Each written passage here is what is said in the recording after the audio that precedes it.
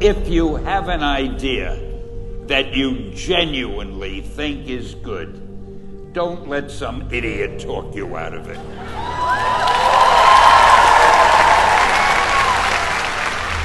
We had already done the Fantastic Four and I think maybe the X-Men, I can't remember the order, but my publisher came to me and he said, Stan, I want you to come up with another superhero. So I said, okay, and I went home, and when my publisher said do something, I'd better do it because I wanted to keep my job. I thought, what can I come up with now? And the most important thing in a superhero at first is the superpower. Once you get that, everything else comes along. So I thought, what power will I give a new guy? And I saw a fly crawling on the wall. And I said, hey, if I could get a superhero that could stick to walls and crawl on them, man, that would be cool. So I thought that was good. Now I needed a name. So I thought, well, let's see, Fly Man, Mosquito Man. I got down to Spider-Man. Spider-Man. It just sounded dramatic.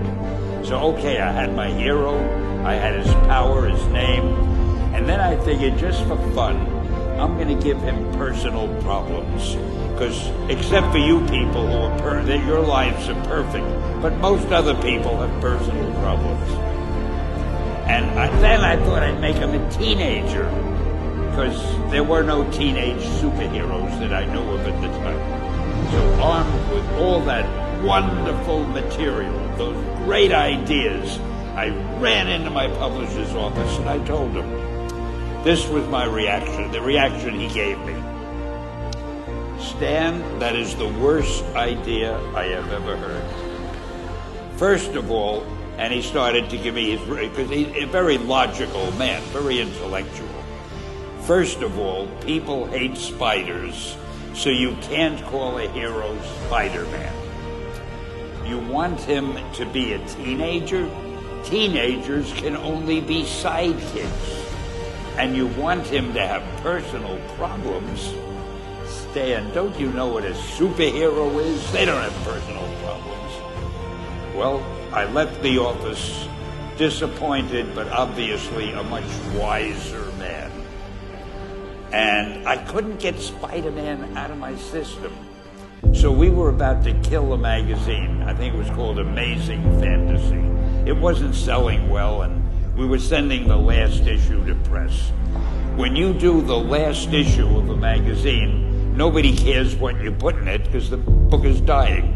Just to get it out of my system, I put Spider-Man in Amazing Fantasy, featured him on the cover, forgot about it. A month later, all the sales figures came in. My publisher came racing into my office. Stan, you remember that character we both loved so much, Spider-Man? He said, let's do him as a series. Now, why am I telling you this? Besides the fact that I have to kill a little time. If you have an idea that you genuinely think is good, don't let some idiot talk you out of it.